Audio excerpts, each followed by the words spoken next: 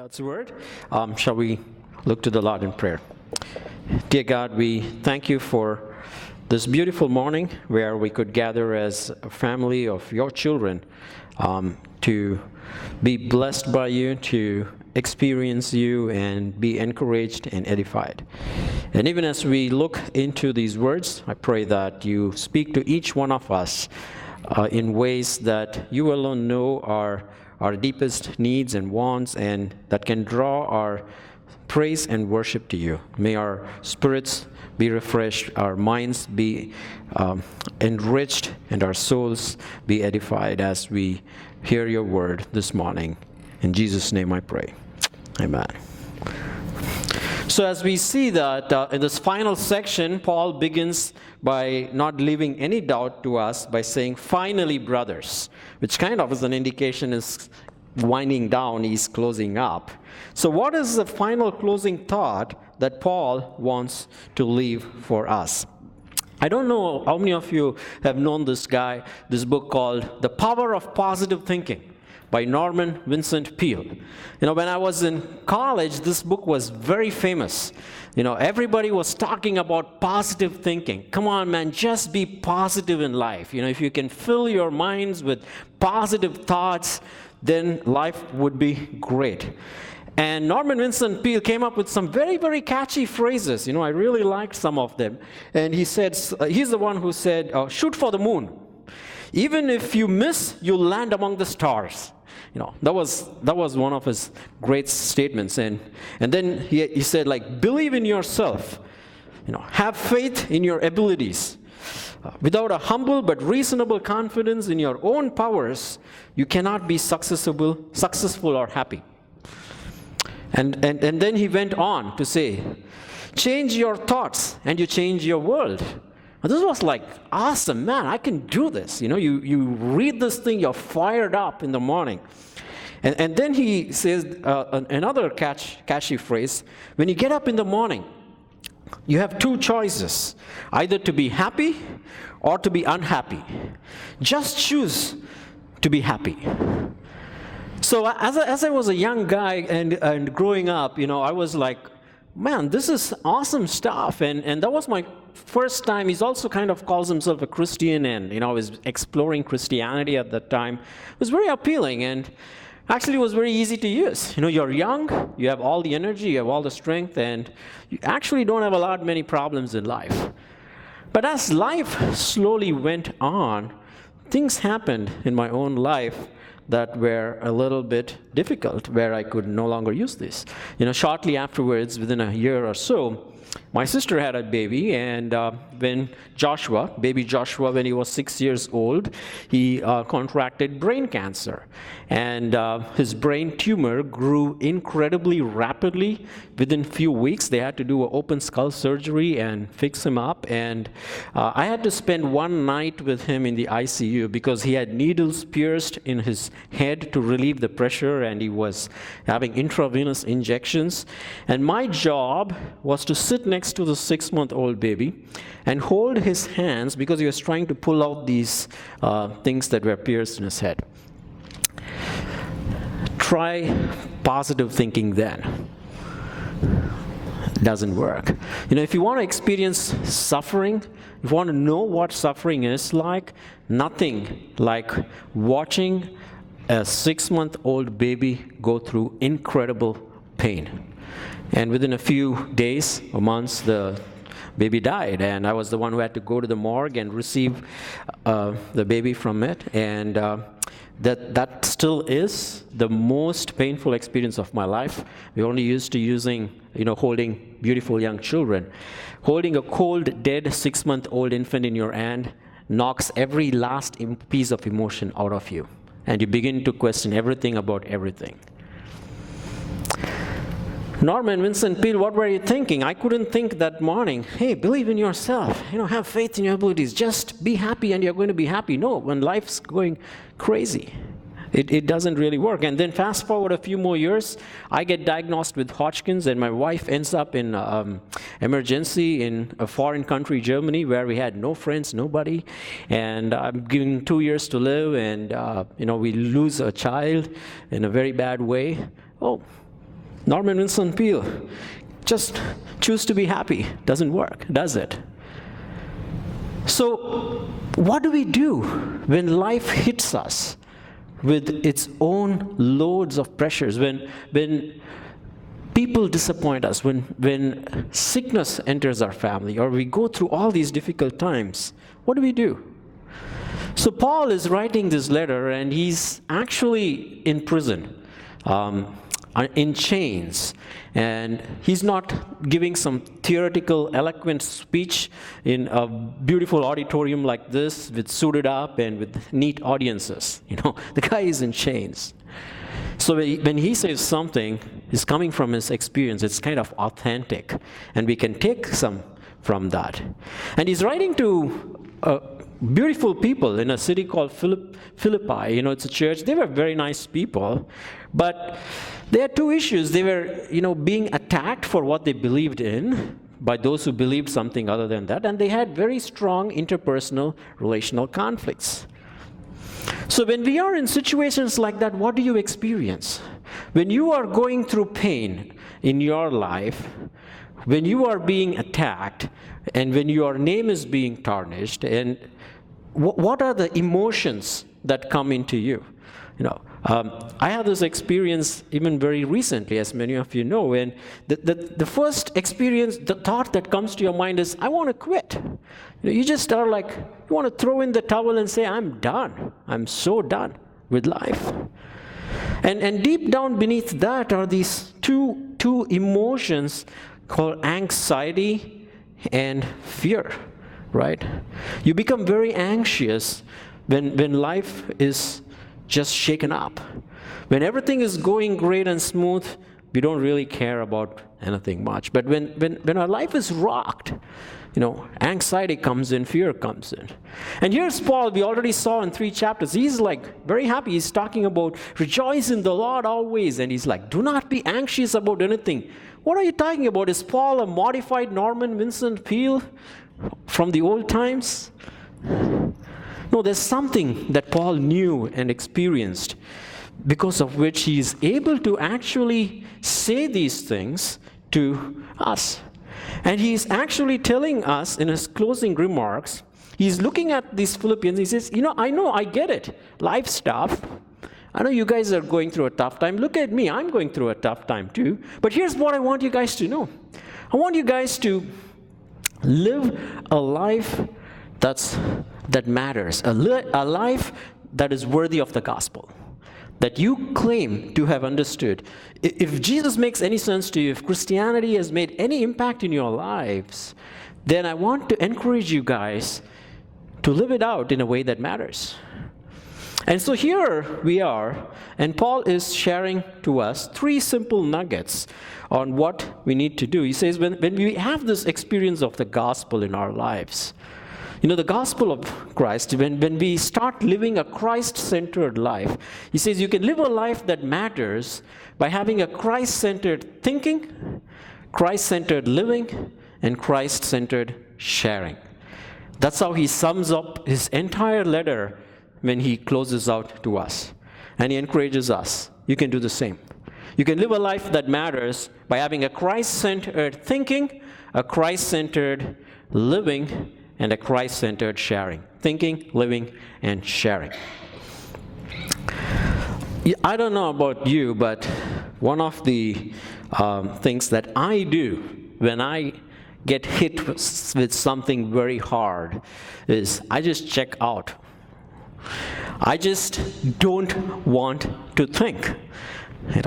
That's my default response, and I think for many of us that's our response, right? Think about it. What do you guys usually do when you think life sucks, or man, this is so bad? Whatever experience might have happened, maybe in your work, maybe in your relationships, maybe in your health, or whatever.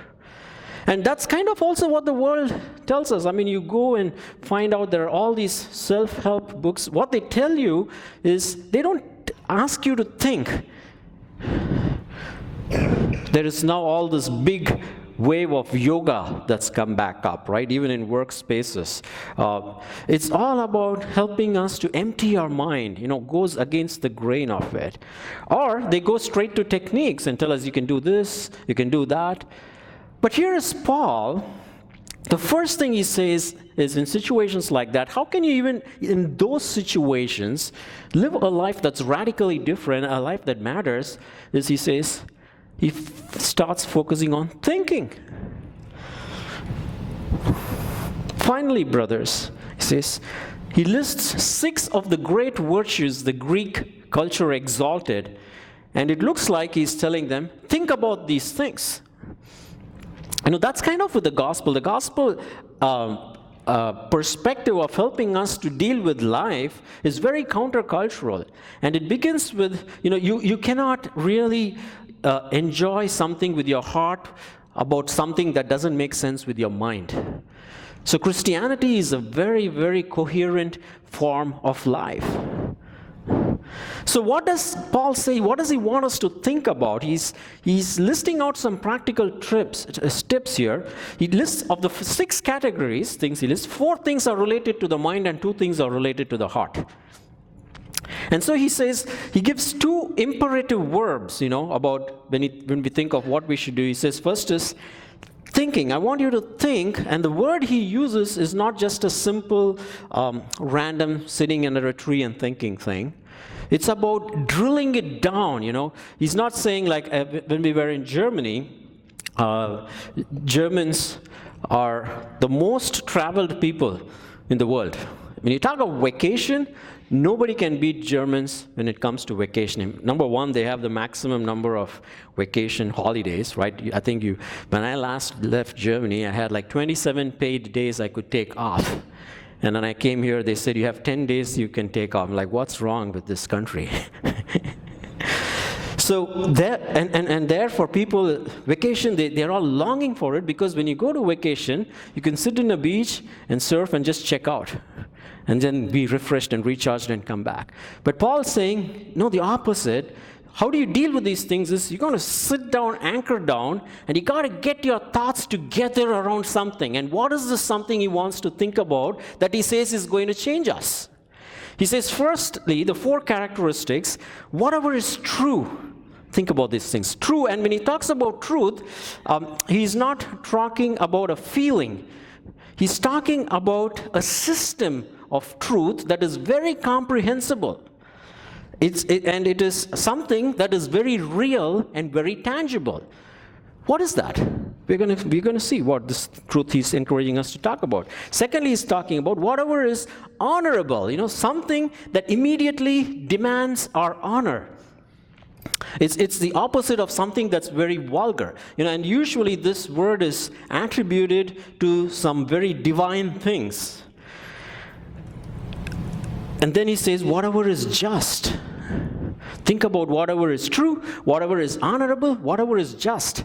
And again, he's talking about just in a very broad sphere. Justice in the sense of our relationship between human beings, and justice in the sense of our relationship with God. He says, think about justice, about having been just. And then he talks about, think about whatever is pure. Something that is very holy, something that brings out a sense of awe in you. As I was driving down this morning to a worship service, I just looked at the rolling hills on the Missions Peak side, and suddenly I saw there was this green patch and some beautiful yellow flowers that were blooming.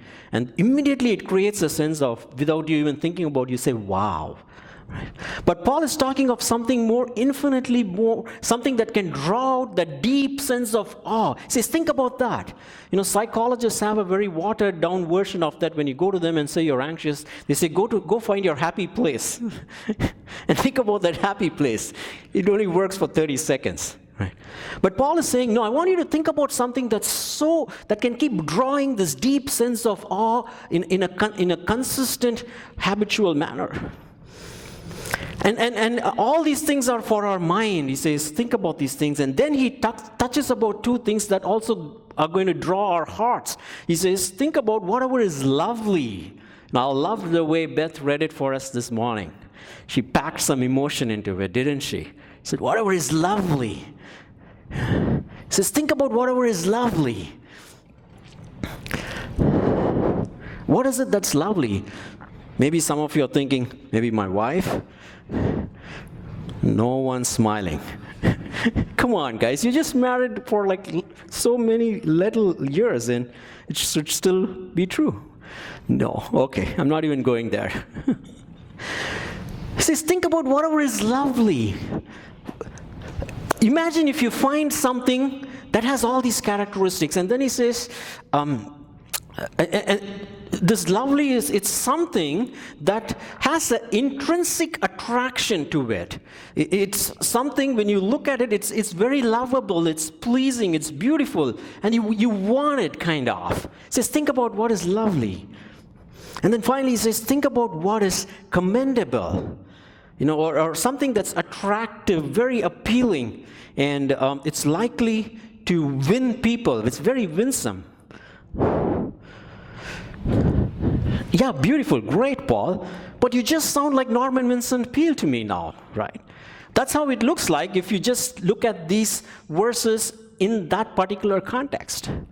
And Eric did a great job yesterday encouraging all of us to have this whole Genesis to Revelation grid to understand what is God trying to show through each of those things. And if you apply that to this, what is that one thing that fits all these categories? One thing that is true comprehensively, one thing that is pure, one thing that is just, one thing that is holy, one thing that is lovely.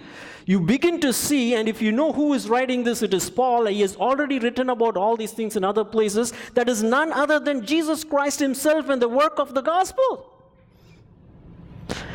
So what is Paul encouraging us to do is, when you guys are in this situation, he's not giving us some self-help tools and techniques.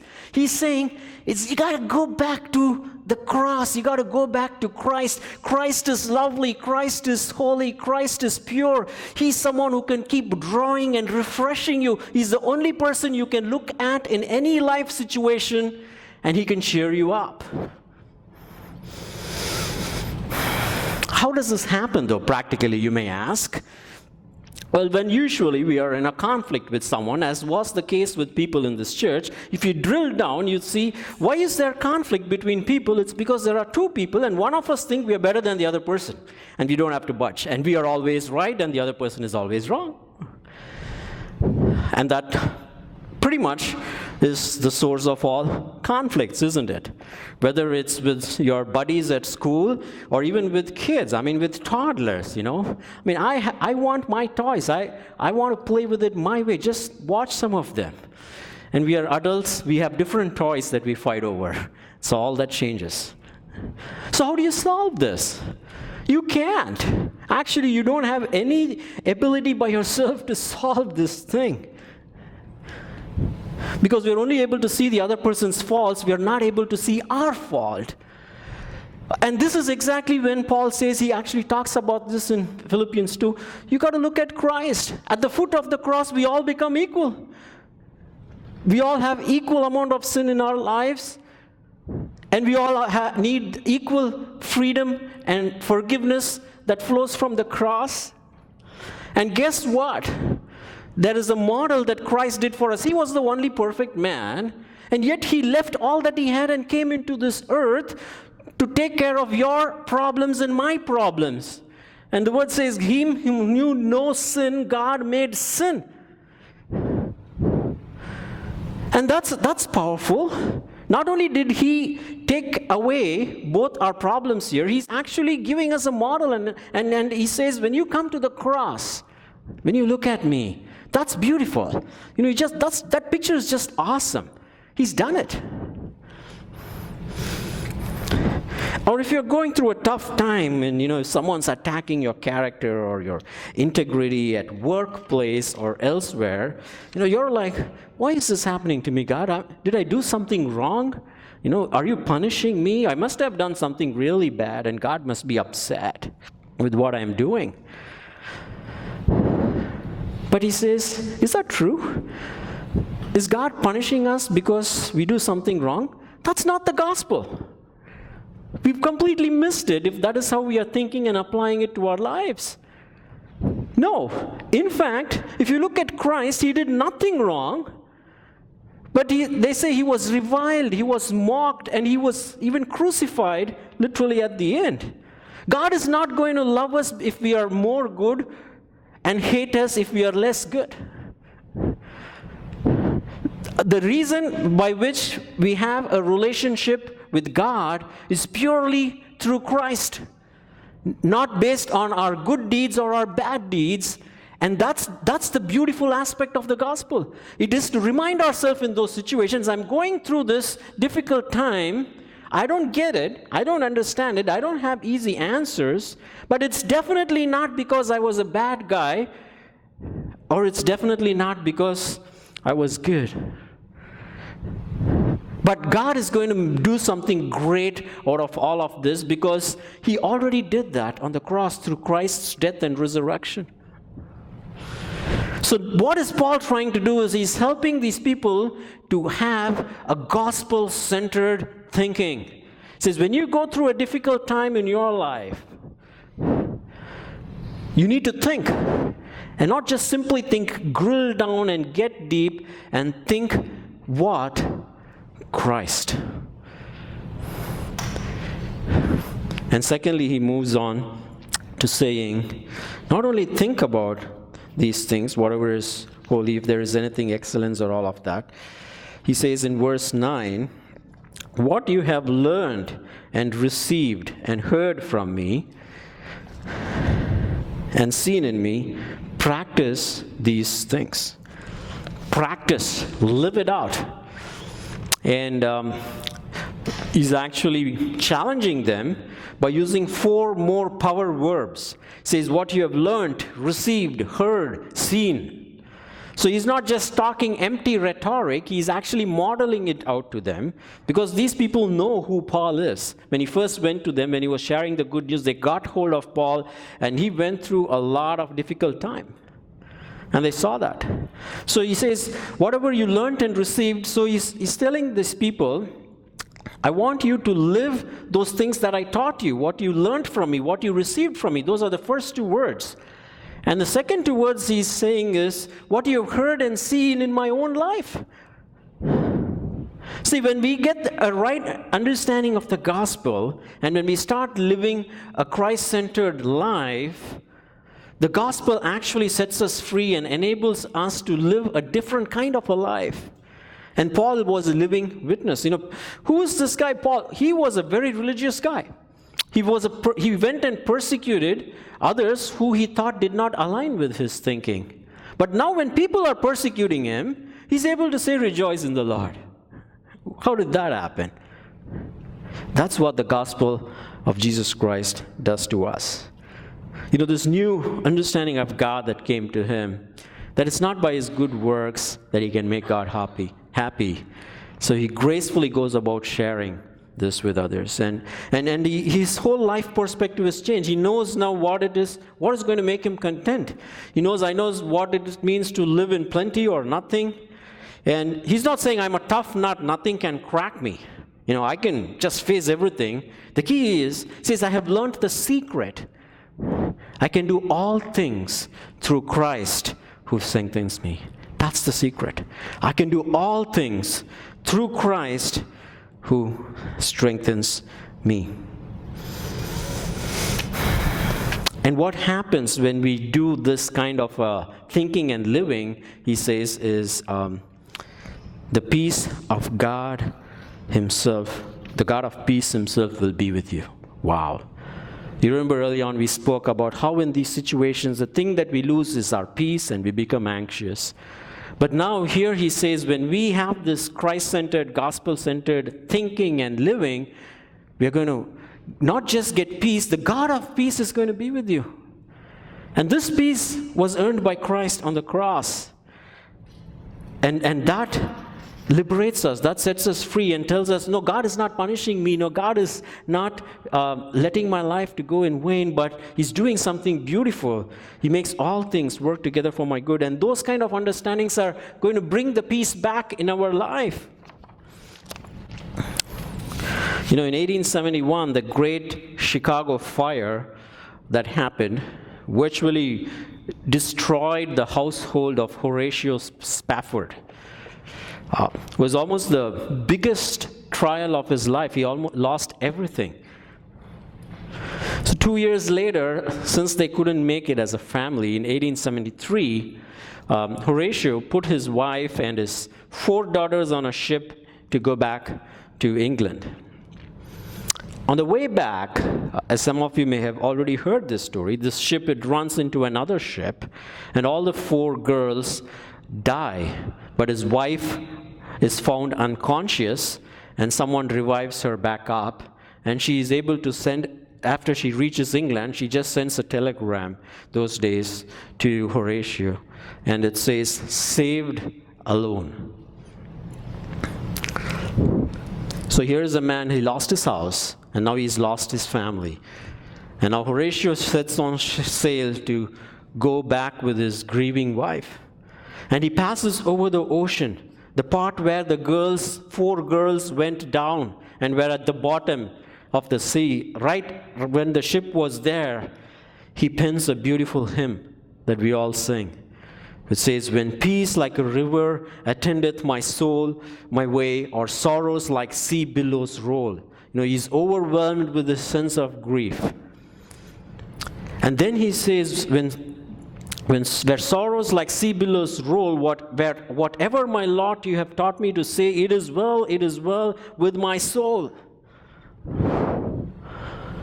But if you listen to the lyrics of that hymn, which we are going to sing right after this service, he talks about how his sin is no more going to be accounted for, how the work of Christ on the cross is all sufficient and is all that he needed. What is the connection here? This guy has just lost 4 daughters, his house, and instead of grieving about that, he's talking about Christ and the cross and what he has done and the peace that comes from all of that. What's the connection? You see, Horatio knew that connection because he's saying, no, he's able to come to this position to experience peace in a real way, to say, no, God is not punishing me, but even through this, I can experience God's presence and his peace in my life. He knew Christ loved him. He already saw it on the cross. It was that love of Christ that was pure, that was true, that was not changing based on situations, that was lovely, that was adorable, that gave him a sense of peace even when he lost his home and he lost his children. How about us? And when he comes to the end of that hymn, he talks about Christ's glorious return. And he says, Christ is coming back with a great triumph, not to judge him, but to save him, and to raise his daughters from the dead. So it is well with my soul. I just shared about this family that lost their daughter and been ministering to them and request dissolving the ashes in the ocean. And right after that, the father came to me and said, I think, because they believe in reincarnation, he said, I think my daughter is now probably born in another home somewhere in the Bay Area, and she is happy. There was, when you lose that, he was trying to draw some comfort from his worldview of thinking that his daughter is fine now. And I just listen, what do you say, right? He's just trying to process it and grieve. A few months rolled by, and he came to me and he said, actually, I kind of like that resurrection thing you guys talk about, that she's going to be risen and I can also meet, and to know that she is right now in heaven already, I find that very attractive. And here's someone who just has a very faint understanding about Christ and the gospel, yet for him, in a very real way, without any, I didn't preach any sermon, nothing happened. Just that thought of Christ and a hope in the future was just enough to bring a sense of healing. So this is not empty stuff we are talking about. When we have a Christ-centered living, when we're able to understand, when we actually are able to live think in a Christ-centered way in every situation. The Bible, and Paul talks elsewhere, making every thought captive to the thought of Christ. When we are able to get that, and when we are able to think and live, life becomes beautiful, even in pain. You can actually rejoice in the Lord always, as Paul says. Not because of you, but because of Christ. And you don't have to be anxious about anything, because you can take it all to Christ in prayer and supplication, and His peace is going to be our peace. And when we start living like that, our lives change. And you know, the Philippians, they had the understanding of this gospel, and they wanted to share this joy, and they shared it by taking care of Paul as he was in the jail. They sent him a love gift, and it helps us to have this non-selfish living perspective of life. It helps us to think, wow, I have received all these blessings so much. How can I be a blessing to others? That is how Paul ends this beautiful letter in saying, how can we live a life that matters? Are we living a life that matters? Are we living a life that's reflecting, that's worthy of this gospel of grace in Christ Jesus that we have experienced? What do we do when we go through difficult times? Do we quit? Do we throw our hands up in the air and say, I'm done? Do we stop thinking? I don't know what your defense mechanism is, but we all have one. But Paul is encouraging us to say, think whatever is true, whatever is noble, whatever is pure, whatever is lovely, if there is anything that's excellent, and think Christ and His cross and the gospel and the grace, that will revive your spirits. And you can live when you understand that in your own life.